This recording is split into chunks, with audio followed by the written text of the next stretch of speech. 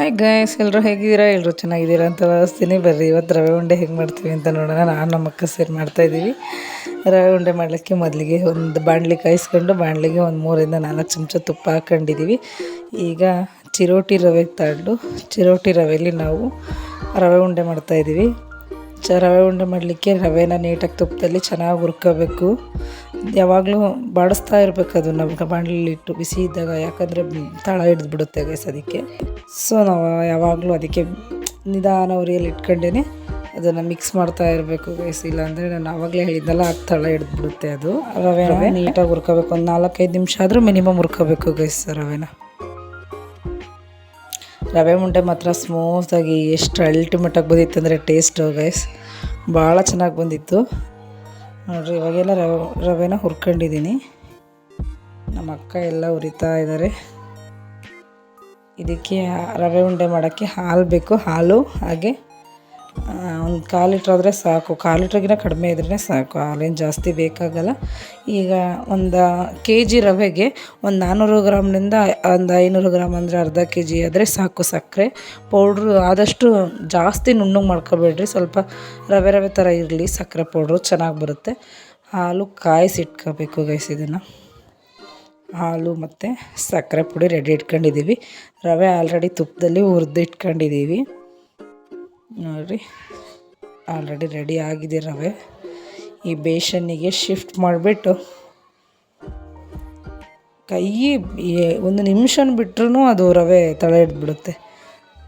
ಸಕ್ಕರೆ ಪೌಡ್ರನ್ನ ರವೆ ಒಳಗೆ ಹಾಕಿ ಮಿಕ್ಸ್ ಮಾಡಬೇಕು.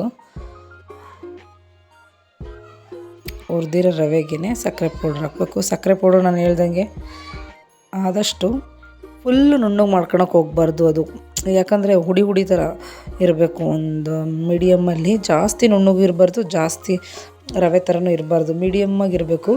ಚಿರೋಟಿ ರವೆ, ಉಪ್ಪಿಟ್ಟು ರವೆಯಲ್ಲೂ ಮಾಡ್ತಾರೆ ಗೈಸ್ ಇದು ರವೆ ಉಂಡೆನ. ಚಿರೋಟಿ ರವೆನೇ ಚೆನ್ನಾಗಿ ರವೆ ಉಂಡೆಗೆ, ಅದು ಸ್ವಲ್ಪ ದಪ್ಪ ಬರುತ್ತೆ, ಜಗಿಬೇಕು ಅನಿಸುತ್ತೆ.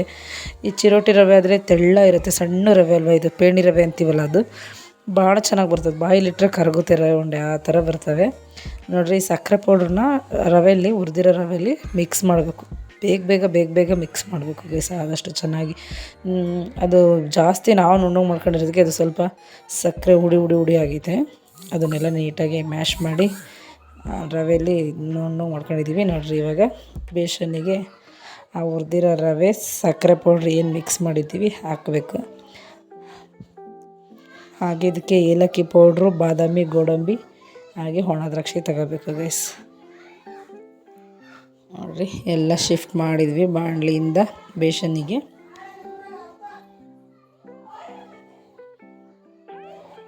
ಎಲ್ಲ ನೀಟಾಗಿ ಇದು ಮಾಡಬೇಕು. ಈಗ ಬಾಣಲೆಗೆ ತುಪ್ಪ ಹಾಕ್ಕೊತಿದ್ದೀವಿ. ಒಂದು 3 ಸ್ಪೂನ್ ಆದರೆ ಸಾಕಾಗುತ್ತೆ ತುಪ್ಪ. ನೀವು ಜಾಸ್ತಿ ತುಪ್ಪ ಹಾಕಿದಷ್ಟು ಒಳ್ಳೆ ಟೇಸ್ಟ್ ಇರುತ್ತೆ ರವೆ ಉಂಡೆ.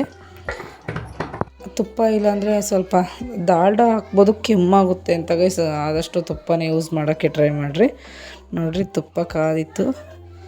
ಒಣ ದ್ರಾಕ್ಷಿನ ತುಪ್ಪದಲ್ಲಿ ಹುರ್ಕೊಂಡು ಹಾಕ್ಕೊಳ್ತಾ ಇದ್ದೀವಿ. ನೀವೇನು ಮಾಡ್ತೀರ ಅಂದರೆ ಬಾದಾಮಿ ಹಾಗೆ ಗೋಡಂಬಿನ ಸ್ವಲ್ಪ ಜಜ್ಜಿಬಿಟ್ಟು ಕುಟ್ಟಿ ತತ್ತದಿಯಾಗಿರೋಂಗೆ ಮುರಿದಾದ್ರೂ ಹಾಕ್ಬೋದು, ಹಂಗೇನಾದರೂ ಹಾಕಿರಿ. ತುಪ್ಪದಲ್ಲಿ ಹುರಿದೇ ಹಾಕಿರಿ, ಚೆನ್ನಾಗಿರುತ್ತೆ. ನಾವೇನು ಮಾಡಿದ್ವಿ ಅಂದರೆ ಫ್ಲೇವರ್ ತಿನ್ನೋಕ್ಕೆ ಚೆನ್ನಾಗಿರುತ್ತೆ, ಮಕ್ಕಳು ತೆಗ್ದಾಕ್ತಾರೆ ಅಂತಂದ್ಬಿಟ್ಟು ಪೌಡ್ರ್ ಮಾಡಿ ಹಾಕಿದ್ವಿ ಬಾದಾಮಿ ಹಾಗೆ ಗೋಡಂಬಿನ ನೋಡಿರಿ. ತುಪ್ಪದಲ್ಲಿ ಹುರಿದು ಒಣ ದ್ರಾಕ್ಷಿನ ರವೆಲಿ ಹಾಕಿದ್ವಿ. ಈಗ ಅದನ್ನು ಸ್ವಲ್ಪ ಮಿಕ್ಸ್ ಮಾಡಬೇಕು ನೋಡಿರಿ. ಬಾದಾಮಿ ಹಾಗೆ ಏಲಕ್ಕಿ ಪೌಡ್ರು, ಬಾದಾಮಿ ಪೌಡ್ರು ಮಿಕ್ಸ್ ಇತ್ತು ಅದರಲ್ಲಿ, ಅದನ್ನು ಅದರಲ್ಲಿ ಹಾಕಿದ್ದೀವಿ. ಈಗ ಇದನ್ನು ಸ್ವಲ್ಪ ಮಿಕ್ಸ್ ಮಾಡಬೇಕು.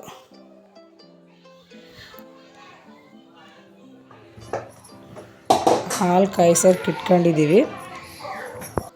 ಹಾಲನ್ನ ಸ್ವಲ್ಪನೇ ಹಾಕ್ಕೋಬೇಕು ಗೈಸ್. ಇದಕ್ಕೆ ಜಾಸ್ತಿ ಹಾಕೊಂಡ್ಬಿಟ್ರೆ ತೆಳ್ಳಾಗ್ಬಿಡುತ್ತೆ. ನೋಡಿ ಹದ ನೋಡಿಬಿಟ್ಟು ಎಷ್ಟೆಷ್ಟು ಬೇಕೋ ನೋಡ್ಕೊಂಡು ಸ್ವಲ್ಪನೇ ಹಾಕ್ಕೊಂಡು ರವೆಗೆ ಮಿಕ್ಸ್ ಮಾಡ್ಕೋಬೇಕು. ಒಂದೇ ಸರಿ ಜಾಸ್ತಿ ಹಾಕ್ಬಿಟ್ರೆ ತೆಳ್ಳಾಗ್ಬಿಡುತ್ತೆ, ಉಂಡೆ ಕಟ್ಟೋಕ್ಕೆ ಚೆನ್ನಾಗಿರಲ್ಲ. ಮೀಡಿಯಮ್ಮಾಗಿ ನೋಡ್ಕೋಬೇಕು, ರವೆ ಅಳತೆ ನೋಡ್ಕೊಂಡು ಸ್ವಲ್ಪನೇ ಹಾಕ್ಕೊಂಡು ಇದು ಮಾಡಬೇಕು. ಸ್ವಲ್ಪ ಜಾಸ್ತಿ ಆದರೆ ಏನಾಗಲ್ಲ, ಯಾಕಂದರೆ ರವೆ ಸ್ವಲ್ಪ ಹಿಡಿಯುತ್ತೆ, ಹೀರ್ಕೊಳುತ್ತಲ್ಲ, ಆವಾಗ ಗಟ್ಟಿ ಆಗೇ ಆಗುತ್ತೆ ನೋಡಿರಿ. ನೀಟಾಗಿ ತಳ ಹಿಡಿ, ಇದು ಏನೋ ಕೈ ಅಂಟೋದು ಆ ಥರ ಎಲ್ಲ ಏನೂ ಆಗೋಲ್ಲ, ಭಾಳ ಚೆನ್ನಾಗಿ ಬರುತ್ತೆ ಗೈಸ್ ರವೆ ಉಂಡೆ. ಎಲ್ಲರೂ ಇಷ್ಟಪಟ್ಟು ತಿಂದರು, ಭಾಳ ಸಖತ್ತಾಗಿ ಬಂದಿತ್ತು. ಚಿಲ್ಡ್ರನ್ಸ್ ಡೇ ಸ್ಪೆಷಲ್ ಅಂತ ನಾವು ರವೆ ಉಂಡೆ ಮಾಡಿದ್ವಿ ಅವತ್ತು. ವೀಡಿಯೋ ಲೇಟಾಗಿ ಅಪ್ಲೋಡ್ ಮಾಡ್ತಾಯಿದ್ದೀನಿ ನೋಡಿರಿ. ರವೆ ಉಂಡೆ ಎಷ್ಟು ಸ್ಮೂತಾಗಿ ಎಷ್ಟು ಚೆನ್ನಾಗಿ ಬರ್ತಿದೆ ಅಂದರೆ ಸಣ್ಣ ಸಣ್ಣದಾಗಿ ಕಟ್ಟಿಟ್ವಿ ರವೆ ಉಂಡೆನ ನೋಡಿರಿ. ಎಷ್ಟು ಸ್ಮೂತಾಗಿ ಬರ್ತಿದೆ, ಕೈಗೆ ಸ್ವಲ್ಪನೂ ಅಂಟುತ್ತಾನೆ ಇಲ್ಲ ನೋಡಿರಿ. ಎಷ್ಟು ಸ್ಮೂತ್ ಅಂದರೆ ಎಷ್ಟು ಚೆನ್ನಾಗಿ ಬರ್ತಿದೆ.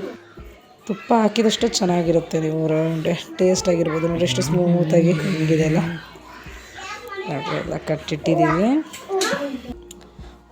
ಬಿಗಿ ಆಗಿಬಿಟ್ರೆ ಏನಾಗುತ್ತೆ ಅಂದರೆ ಪುಡಿ ಪುಡಿ ಆಗುತ್ತೆ, ಕೈಯಲ್ಲಿ ಹಿಡ್ಕೊಂಡು ತಿನ್ನೋಕ್ಕೆ ಚೆನ್ನಾಗಿರಲ್ಲ ನೋಡಿರಿ. ಬಾಣಲಿ ರೆಡಿ ಆಗಿದೆ. ಈ ವಿಡಿಯೋ ನೋಡಿದ್ದಕ್ಕಾಗಿ ಧನ್ಯವಾದಗಳು. ದಯವಿಟ್ಟು ನಮ್ಮ ಚಾನಲ್ನ